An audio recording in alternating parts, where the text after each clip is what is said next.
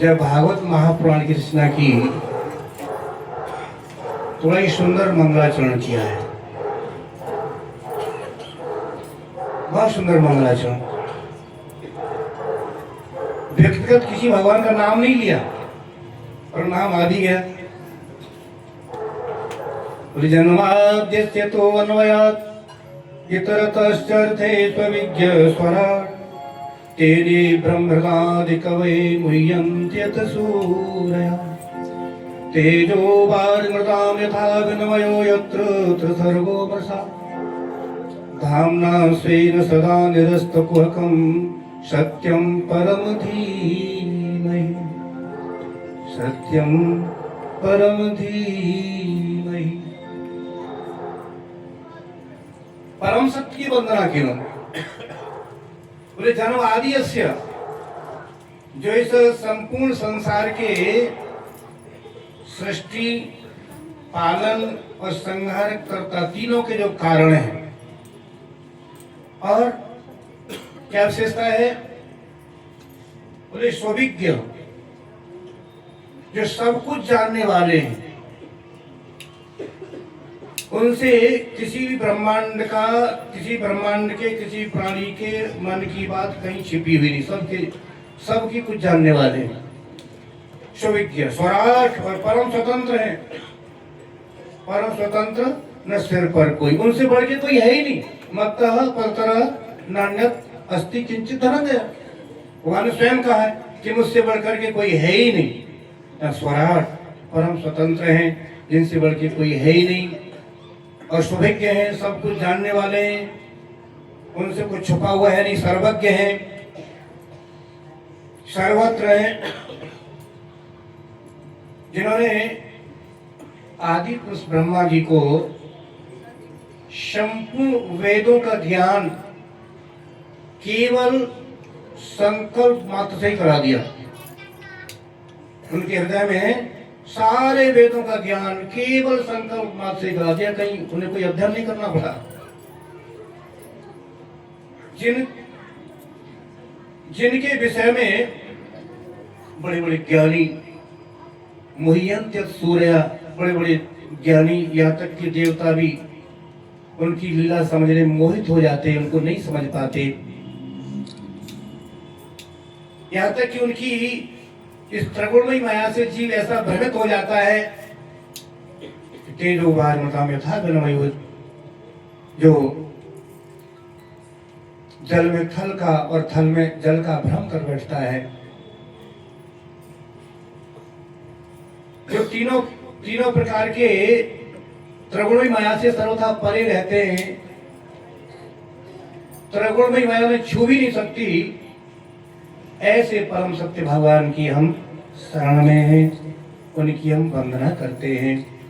तो परम सत्य का वंदन किया, परम सत्य के शरणागत हुए। और दूसरा श्लोक में भागवत की महिमा का वर्णन किया है। धर्मः प्रोजित कैतवोऽत्र परमो निर्मत्सराणां सतां वेद्यं वास्तवम् अत्र वस्तु शिवदं तापत्रयो नमूलनम्। श्रीमद्भागवते महामनिकृते किं वा परैरीश्वरा सद्यो हृद्यो रुद्यते कृतभिः सुशोभित तत्क्षणात्।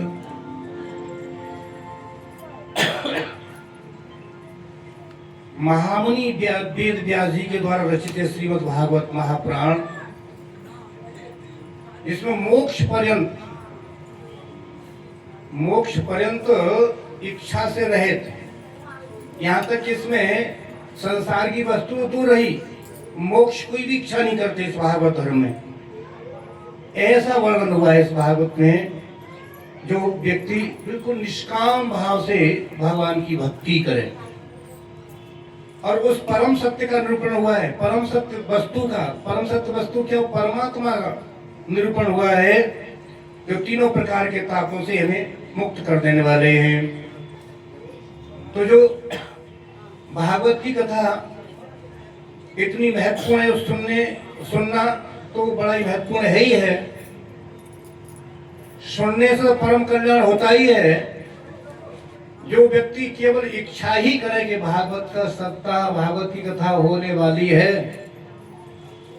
और हम 7 दिन नियम पूर्वक भागवत की कथा को सुनेंगे, ऐसा जिसने मन में सोचा संकल्प किया तो सद्यो हृदय वृद्धि, शीघ्र ही भगवान उनके हृदय में आकर के आवृत हो जाते। देखो ये मेरी भागवत की कथा सुनने की इच्छा कर रहा है, अभी तक सुनी नहीं, सुनने से पहले ही जब केवल इच्छा ही करते भागवत की कथा सुनने का, तो इच्छा करने पर ही भगवान शीघ्र ही अविलंब उसके हृदय में आकर के विराजमान हो जाते हैं। और जो 7 दिन लगातार नियम से संयम से श्रद्धा के साथ जो 7 दिन कथा सुनते हैं, तो उनका तो कहना ही क्या है, उनका तो निश्चित रूप से परम कल्याण है ही।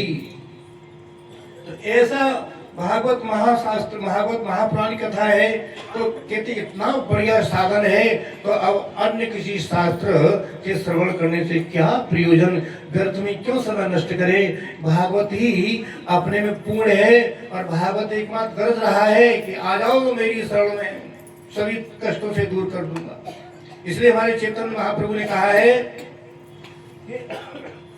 मनुष्य की सबसे बड़ी जो सफलता है मनुष्य जीवन की, वो है कृष्ण प्रेम प्राप्त करने की। कृष्ण प्रेम प्राप्त करना ही मानव जीवन की परम सफलता है। और कृष्ण प्रेम कहाँ से प्राप्त होगा, बोले कृष्ण प्रेम प्राप्त होगा, चेतन महाप्रभु कहते हैं भागवत की कथा का श्रवण करने से कृष्ण प्रेम की प्राप्ति होती है। और कृष्ण प्रेम की प्राप्ति हो गई तो वह सब कुछ प्राप्त हो गया। तो इसलिए भगवान श्री कृष्ण को क्या चाहिए, प्रेम चाहिए। राम है केवल प्रेम प्यारा, जान ले जो जाना हारा। अरे मोहन मोहन प्रेम बिना नहीं मिलता, चाहे कर लो कोटि उपाय। मोहन प्रेम बिना नहीं मिलता, चाहे कर लो लाख उपाय। कर लो कोटि उपाय, चाहे कर लो लाख उपाय। मोहन प्रेम बिना नहीं मिलता, चाहे कर लो कोटि उपाय।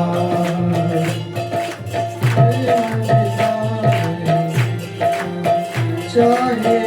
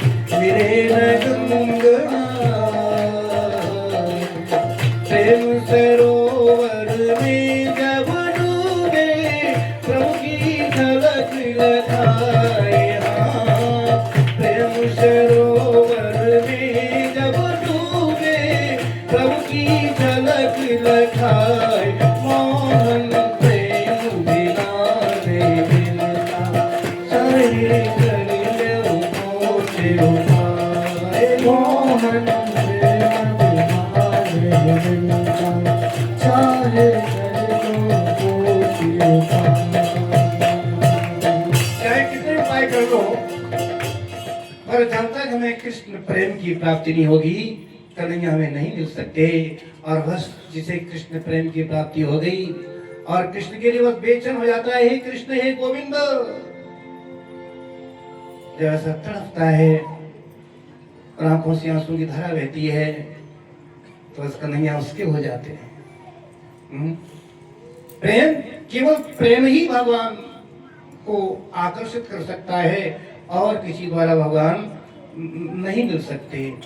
तो चेतन महाप्रभु ने कहा है कि मानव जीवन की परम सफलता कृष्ण प्रेम प्राप्त करने में है और कृष्ण प्रेम की प्राप्ति केवल भागवत की कथा से होती है हमें। तो भागवत की कथा बहुत महत्वपूर्ण है।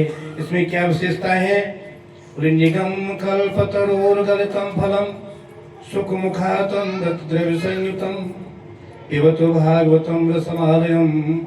क्या है,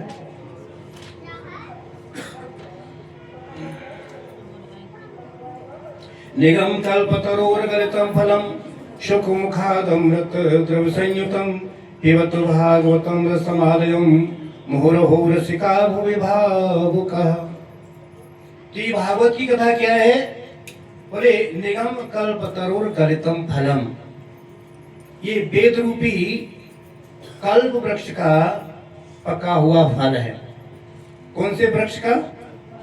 वेद रूपी कल्प वृक्ष, वेद रूपी कल्प वृक्ष का गलितम फलम, बिल्कुल पका हुआ फल है।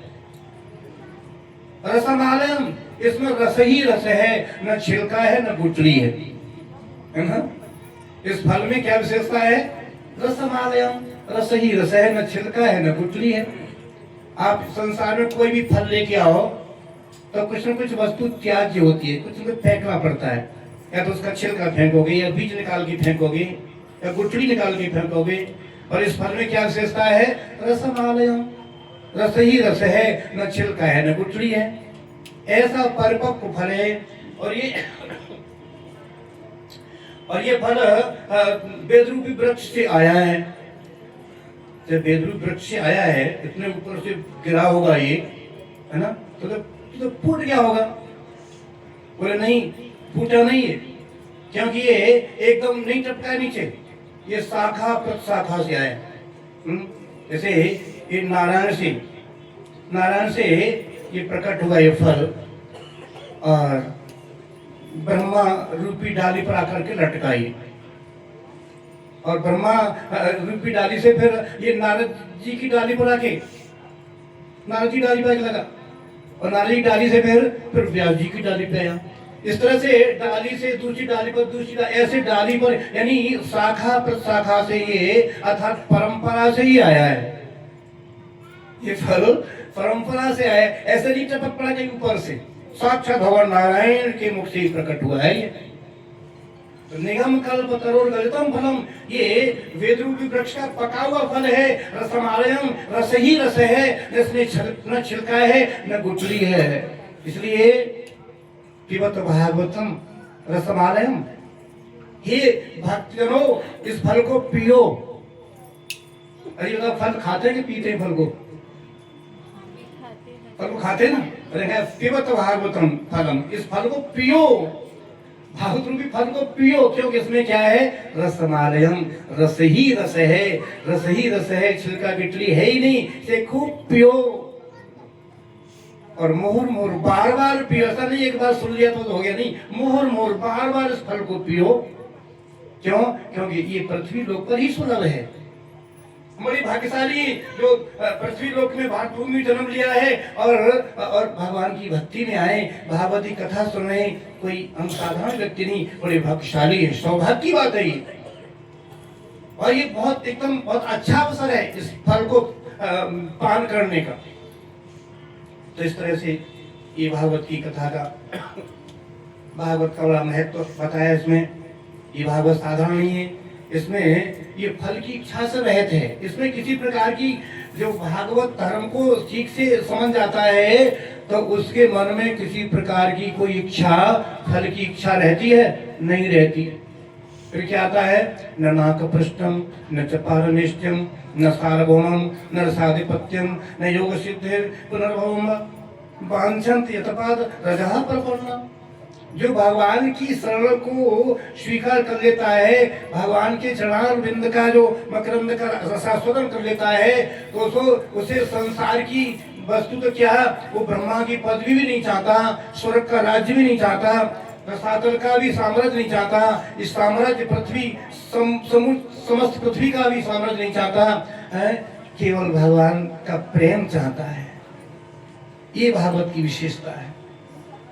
और अब आगे वर्णन करते हैं। नेमसारण क्षेत्र में 88,000 ऋषि बैठे हुए हैं, सौनक आदि। क्योंकि नेमसारण क्षेत्र वही पवित्र भूमि है। हमारे प्रभुपाद ने लिखा तात्पर्य में है, एक बार बहुत सारे ऋषियों ने, सौनकादि ऋषियों ने विचार किया कि हमें बहुत बड़ा अनुष्ठान करना है भगवान की प्राप्ति के लिए। तो कोई अनुष्ठान करने के लिए, साधना करने के लिए कोई पवित्र भूमि चाहिए। क्योंकि जो व्यक्ति जप करते हैं या और भी कोई ऐसा कार्य करते हैं, विशेषकर भक्त लोग जप करेंगे तो बढ़िया स्थान चाहिए, मंदिर में बैठ के जप करें या तुलसी देवी के पास बैठ के जप करें, अच्छे स्थान पर जप करें, क्योंकि स्थान भी चुनना बहुत जरूरी होता है, पवित्र स्थान। तो सभी ऋषियों ने विचार किया कि हमको यज्ञ करना है भगवान की प्राप्ति के लिए, तो ऐसा कौन सा इस पृथ्वी पर कौन सा पवित्र सबसे सर्वश्रेष्ठ स्थान है, चलो ब्रह्मा जी से पूछते हैं। तो ब्रह्मा जी के पास गए, प्रभु हम एक अनुष्ठान करना चाहते हैं, कृपा करो हमें कोई ऐसा स्थान बताओ जहाँ पर अनुष्ठान ठीक से निर्विघ्न पूरा कर सके और सफल हो। तो ब्रह्मा जी ने एक चक्र छोड़ा, जाओ ये चक्र जहाँ जाके रुक जाए ना, वही समझो कि वही भूमि बड़ी पवित्र है और वहीं आप इस अपने अनुष्ठान को करना। तो चक्र घूमते घूमते घूमते घूमते लखनऊ के पास नेमसारण्य क्षेत्र, लखनऊ के पास में नेमसारण्य, वहां आकर के वो चक्र गिरा। तो आज भी वहां चक्र तीर्थ है, जल घूमता रहता है चक्र की तरह, बड़ा सुंदर, बड़ा ही बहुत बड़ा सुंदर वन है वहां नेमसारण्य क्षेत्र। तो वहां शौनक आदि ऋषि, ये 88,000 ऋषि एकत्रित हुए अनुष्ठान पूरा करने के लिए। कौन सा अनुष्ठान? बोले 1000 साल में यज्ञ पूरा हो। कितना महान यज्ञ? बोले 1000 साल में पूरा होने वाला यज्ञ, ऐसा अनुष्ठान उन्होंने शुरू कर दिया। और ये करते करते काफी समय भी हो गया। से अन्वेक्षेत्रे ऋषयः शौनकादय सत्रम स्वर्गाय लोकाय सहस्र सम्मास, कई सालों में पूरा होने वाला ऐसा यज्ञ उन्होंने शुरू कर दिया। यज्ञ कर रहे हैं। और महाराज आप जानते हो कि यज्ञ में कितना सामग्री लगती है, कितना धन खर्च होता है, काफी बहुत सारे पीपे, टनों के टन सामग्री, बहुत सारा घी इत्यादि लग जाता है और बहुत सारी सामग्री लगती है। तो अब वो यज्ञ कर रहे हैं, एक दिन का यज्ञ नहीं, हजारों सालों में पूरा होने वाला यज्ञ। यज्ञ करते करते करते करते एक दिन यज्ञ करके जब निवृत्त हुए, सब एक साथ बैठे और विचार किया कि हम इतना बड़ा भारी अनुष्ठान कर रहे हैं, इस अनुष्ठान से कोई गारंटी है कि हमें भगवत धाम की, हमारे इस फल की प्राप्ति हो जाए? कोई गारंटी तो नहीं लग रही इसमें। फिर क्या करना चाहिए? ऐसा विचार ही कर रहे थे। उसी समय महान भक्त आ गए। कौन? सूत गोस्वामी। मुश्किल से 20-21 वर्ष के होंगे वो, बड़े तपस्वी। जब वो आए तो उनको आया हुआ देख करके ऋषि, सभी शौनकादि ऋषि बड़े प्रसन्न हुए, उनके स्वागत के लिए खड़े हो गए। बड़ा भारी स्वागत किया, आइए महाराज, बहुत अच्छे समय पर आए। और हम तो बड़े संशय में थे कि हम इतना बड़ा अनुष्ठान कर रहे हैं और इससे हमें सफलता मिले या न मिले कोई गारंटी नहीं, हमको बड़ी भारी संशय हो रही है। आप बहुत अच्छे समय पे आए, आइए बिराजिए ना। बड़ा सुंदर आसन पर उन्हें बिठाया, विधिवत उनकी पूजा की। तद विधि प्रणपाते न पर प्रसन्न सेवा, ऐसी विधि है ना। यदि किसी से हम बढ़िया कोई ज्ञान लेना चाहें तो पहले उसका पूजन करें, ठीक से उसका स्वागत सत्कार करें, तब वो फिर हमें बढ़िया ज्ञान प्रदान करें। तो ऐसा ही ऋषियों ने किया, उनका कुछ स्वागत किया, पूजन किया, बैठों को अच्छा आसन दिया और कहा कि भाई अब हमें थोड़ा कुछ ज्ञान प्रदान करो। सूत जी बोले, देखो भाई ऋषियों, तुम कितने कितने बड़े परम प्रकांड विद्वान ऋषि हो, सभी वेदों के शास्त्रों की ज्ञाता हो और हमसे बहुत लंबी आयु वाले हो, बड़े तपस्वी हो, तो हम भला आपको क्या ज्ञान प्रदान कर सकते हैं? तो ऋषि लोग बोले, शौनकादि ऋषि, नहीं महाराज, आप कोई साधारण नहीं है। बोले, त्वया खलु पुराणानि सेतिहासानि चानघ आख्यातानि अधीतानि धर्मशास्त्राणि यानि युत। शौनकादि ऋषि बोले, महाराज त्वया खलु पुराणानि, आप जो है सभी शास्त्रों के, वेदों के खूब ज्ञाता हैं। आपको सभी शास्त्रों का, वेदों का वो ज्ञान है जो वेदों के रचयिता वेद व्यास जी को इतना ज्ञान है ना, उतना ही ज्ञान आपको भी है, क्योंकि आपने सभी शास्त्रों को, पुराणों को, वेदों को भली भांति पढ़ा है और उनकी व्याख्याएं भी की आपने, उनकी टीकाएं भी की हैं और आपने अपने पूर्व आचार्यों से भी सुना है। तो आपको वो ज्ञान है जो बिल्कुल वेद व्यास जी के समान आपको ज्ञान है, इसलिए आप हमें कुछ सुनाइए। और फिर सबसे बड़ी विशेषता क्या है, तो अनघ, आप निष्पाप हैं, शुद्ध भक्त हैं।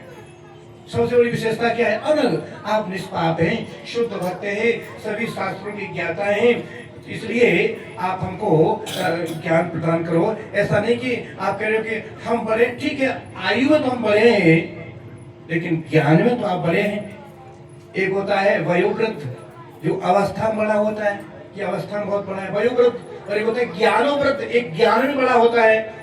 तो आप तो सभी प्रकार के ज्ञान को जानते हैं, आप परम ज्ञानी हैं, इसलिए आप हमें कुछ बताइए, हम आपसे कुछ पूछना चाहते हैं। तो ऋषियों ने, जो ऋषियों में सबसे मुख्य ऋषि थे कौन, शौनक जी, जो कथामृत का पान करने में परम कुशल थे। तो सभी की ओर से शौनक जी ने प्रश्न किया है, क्योंकि उन्होंने कहा ऋषियों ने हम आपसे कुछ पूछना चाहते हैं, हमारे प्रश्न का उत्तर दो। तो सब ये अपना अपना हाथ खड़ा करते, हमारा ये प्रश्न है, हमारा ये प्रश्न है, तो वहां तो शोरगुल हो जाता। एक दो ऋषि थे नहीं, 88,000 ऋषि थे। तो सभी ऋषियों ने शौनक जी को नियुक्त कर दिया, सब अपनी ओर से, कि हमारी ओर से, सब ऋषियों की ओर से आप ही प्रश्न करो, सिर्फ हम सबका ही मान लिया जाएगा। इसे शौनक आदि ऋषि कहा, शौनक आदि ऋषि कहा गया, शौनक आदि। तो शौनक जी ने बड़ा सुंदर प्रश्न किया, 6 प्रश्न किए। उन 6 प्रश्नों में संपूर्ण भागवत की कथा को सुनाया था उन्होंने, सूत गोस्वामी ने। बड़े सुंदर 6 प्रश्न हैं, आप ध्यान से उनको सुनना और याद भी रखना। बोले किम श्रेय शास्त्र सारः स्ववतार प्रयोजनम, किम कर्म की अवतारांश्च धर्मः कम शरणं गतः। 6 प्रश्न किए। पहला प्रश्न किम श्रेयः, बोले मानव जीवन का वास्तविक श्रेय क्या है, अर्थात मानव जीवन का धर्म क्या है, पहला प्रश्न। दूसरा शास्त्र सारः, बोले शास्त्रों का, सभी शास्त्रों का सार क्या, भूरि भूरि कर्माणि श्रोतव्यानि विभागशः। बहुत सारे शास्त्र हैं, देवी पुराण, गरुड़ पुराण, शिव पुराण, ये पुराण, बहुत सारे पुराण को मोटे मोटे पुराण है, बहुत सारे शास्त्र हैं। एक पुराण को पढ़ने में पूरा जीवन लग जाता है, पूरे जीवन में एक पुराण भी ठीक से नहीं पढ़ पाते।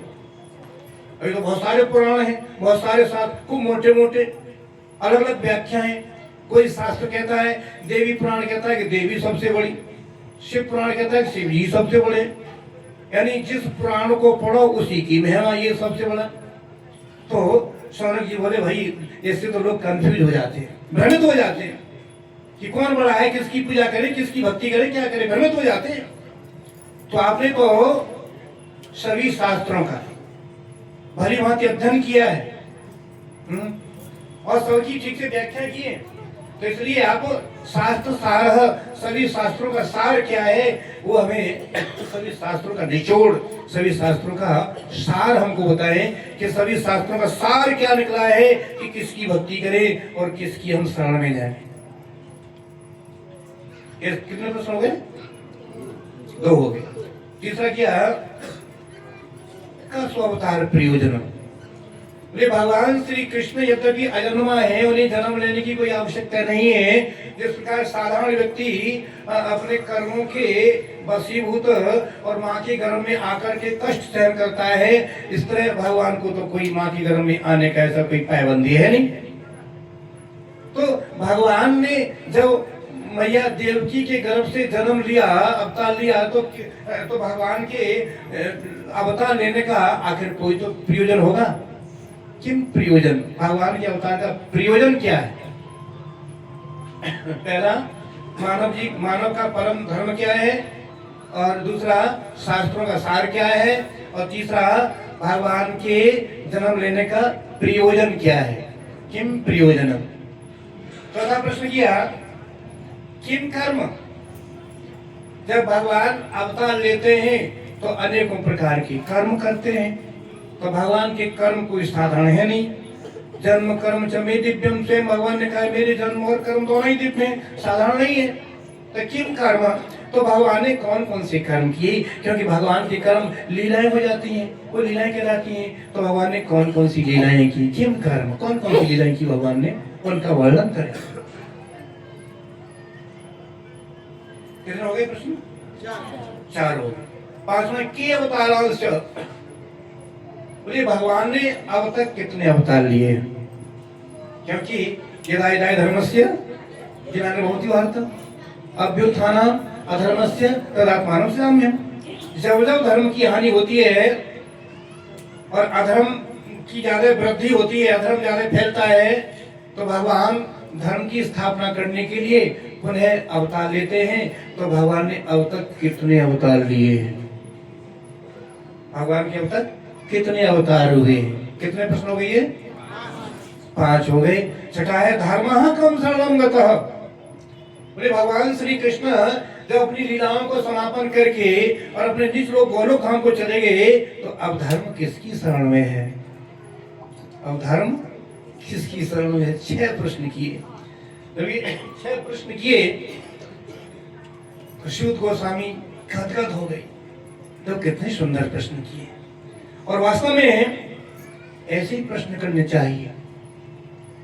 जब किसी व्यक्ति को कोई अच्छा संत, कोई शुद्ध भक्त मिल जाए भगवत कृपा से, क्योंकि बिना हरि कृपा मिले नहीं संता, अच्छे संत का मिलन भी भगवान की कृपा से होता है। तो जब भगवान की कृपा से कि किसी अच्छे संत से हमें दर्शन हो जाए और उनका संग प्राप्त हो, तो उनसे हम ऐसे ही प्रश्न करें जैसे शौनक आदि ऋषियों ने किए हैं। ऐसे प्रश्न नहीं कि महाराज हम बड़े कष्ट में हैं, हमारी फैक्ट्री पता नहीं क्या बंद होगी, फैक्ट्री चलती नहीं, कैसे फैक्ट्री हमारी चले, महाराज क्या बताए, हमारे कोई संतान नहीं होती, कोई ऐसा उपाय बताओ। अरे संतों से ऐसे सांसारिक प्रश्न नहीं करने चाहिए।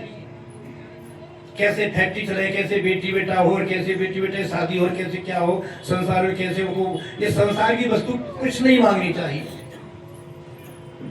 ऐसे हम यहाँ सीखना है कि कैसे प्रश्न, संतों से हमें प्रश्न कैसे करने हैं जिससे हमारा परम कल्याण कौन से प्रश्नों से है।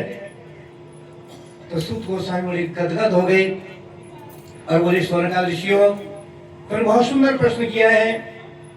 अब आपके प्रश्न का उत्तर देने से पहले मैं अपने गुरुजी का स्मरण कर लूं। यं प्रभयन्तमनुपेतमपेत कृत्यं द्वैपायनो विरह का करयाजुहाव पुत्रेति तन्मयतया करो विनेदो तं सर्वभूतदं मुनिमानितोऽस्मि यः स्वानुभावम् अखिलसुतसारमेकम् अध्यात्मदीपमत्तिति शान्तमूर्धम् संसाराणां करुणः पुराणगुह्यं तं व्याससूनुमप्यामि गुरुं मुनीनाम्। सूत गोस्वामी ने अपने गुरु सुखदेव गोस्वामी का स्मरण किया। और ऐसे परम संत जिन्होंने जन्म लेते ही घर को त्याग दिया, और उन सुखदेव गोस्वामी ने संसार के अज्ञानी लोगों को उनके अज्ञान के अंधकार को दूर करने के लिए भागवत रूपी दीपक प्रकाशित किया। संसार के अज्ञानियों के अज्ञान को दूर करने के लिए ये भागवत रूपी दीपक प्रकाशित किया, जिससे लोगों का परम कल्याण हो। ऐसे व्यासनंदन सुखदेव गोस्वामी को मैं प्रणाम करता हूँ। अपने गुरु को प्रणाम किया और फिर देवीं सरस्वतीं व्यासं ततो जयमुदीरे नारायणं नमस्कृत्यं नरं चैव नरोत्तमं। भगवान नारायण का स्मरण किया और भगवान वेद व्यास जी का स्मरण किया, सरस्वती देवी का स्मरण किया, और यहाँ तक कि हमारे जीव गोस्वामी कहते हैं जो देवीं सरस्वती व्यासम, देवी मतलब राधा रानी का स्मरण किया। देवीं सरस्वती व्यासम ततो जयमुदीरे। किशोरी जी राधा रानी का स्मरण किया, सरस्वती का स्मरण किया, और फिर उन्होंने भागवती कथा सुनाने का मन बनाया और ऋषियों को धन्यवाद दिया। ऋषियों, तुमने बहुत सुंदर प्रश्न किया है। क्या विशेषता इसमें? कुली मुनयः साधु पृष्ठोऽहं भवतिर्भिलोकमङ्गलम्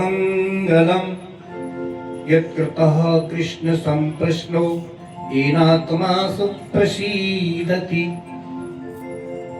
सूत गोस्वामी कहते हैं, मुनयः साधु पृष्ठोऽहं, ऋषियों, साधु साधु, अरे आप धन्य हैं जो आपने कितना सुंदर प्रश्न किया है। कितना सुंदर आपका प्रश्न है, क्योंकि कृतो लोक हितम नृपः भवतिर्लोक मंगलम। आपके इस प्रश्न से समस्त लोक का, सारे संसार का कल्याण, सारे संसार का मंगल होगा, ऐसा आपने प्रश्न किया है।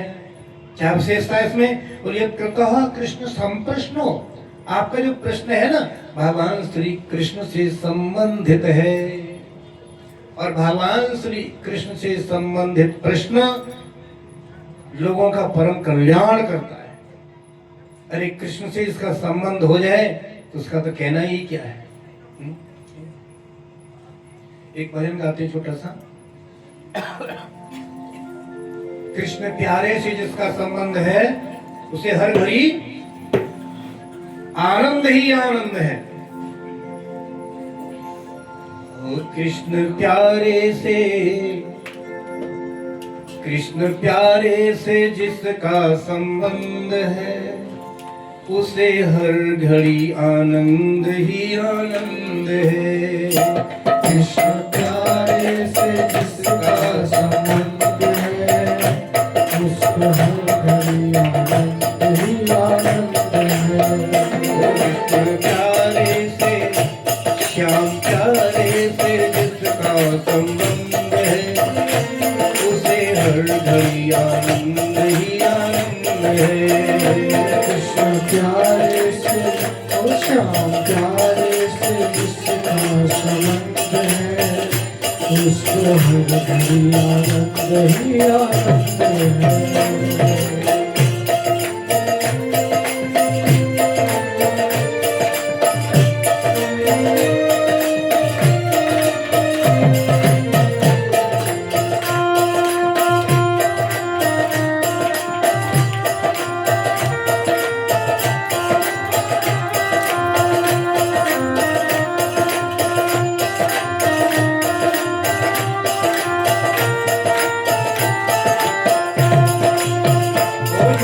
दुनिया से करके किनारा ले लो सच्चे गुरु का सहारा।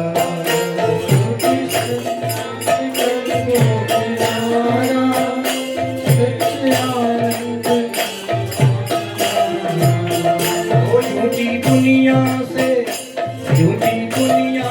करके किनारा ले लो सच्चे गुरु का सहारा।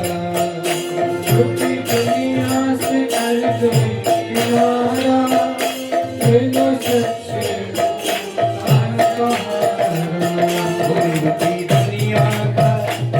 झूठी दुनिया का झूठा ही रंग है उसे हर घड़ी आनंद ही आनंद है। झूठी दुनिया का झूठा ही रंग है उसे हर घड़ी आनंद ही आनंद है। कृष्ण प्यारे से, श्याम प्यारे से जिसका संबंध है उसे हर घड़ी आनंद ही आनंद है।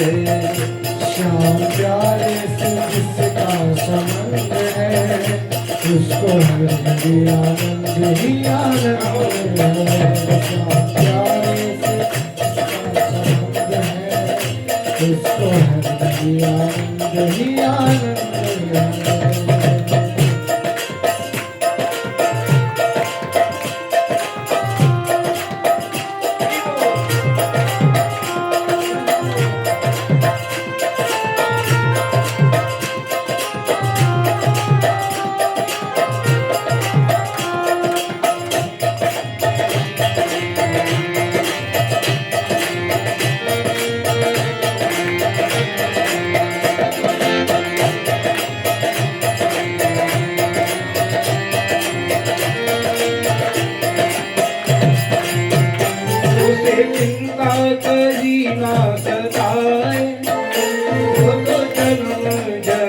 सुख पाए। उस चिंता कभी न सताए, उसको जन्म जन्म से पाए। भगवान श्री कृष्ण से अपना संबंध जोड़ लेता है, निश्चित हो जाता है। अनन्या चिंतितो मां इतना पर पासे तेसा नित्य उसका नाम योग क्षेमम महाम्यम। उसे चिंता कभी ना सताए, वो तो जन्म जन्म सुख पाए। उस चिंता कभी न सताए, उसको जन्म जन्म से पाए।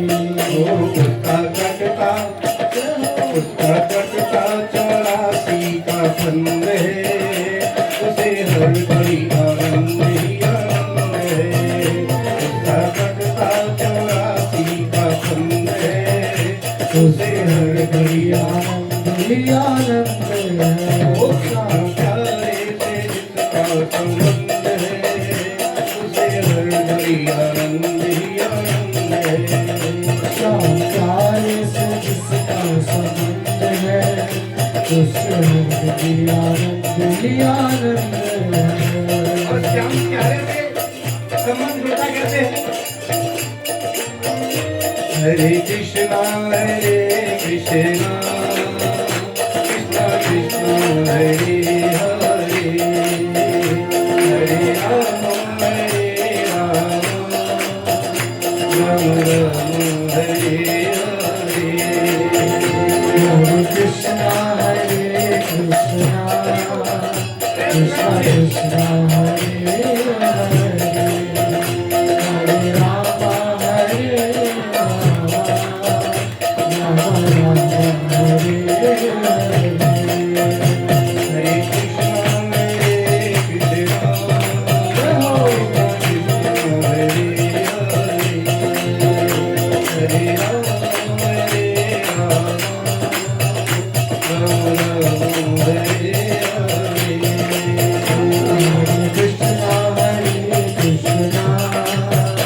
कृष्णा कृष्णा हरे हरे, हरे राम राम हरे हरे। ओ कृष्ण प्यारे से श्याम प्यारे से उसे हर घड़ी आनंद ही आनंद है। प्यारे से जिसका पसंद है, उसे हर घड़ी आनंद ही आनंद है। ओ कृष्ण प्यारे से जिसका संबंध है, उसे हर घड़ी आनंद ही आनंद है। प्यारे से जिसका पसंद है, उसे हर घड़ी आनंद ही आनंद है। उसे हर घड़ी आनंद ही आनंद है। उसे हर घड़ी आनंद ही आनंद है। उसे हर घड़ी आनंद ही आनंद है। उसे हर घड़ी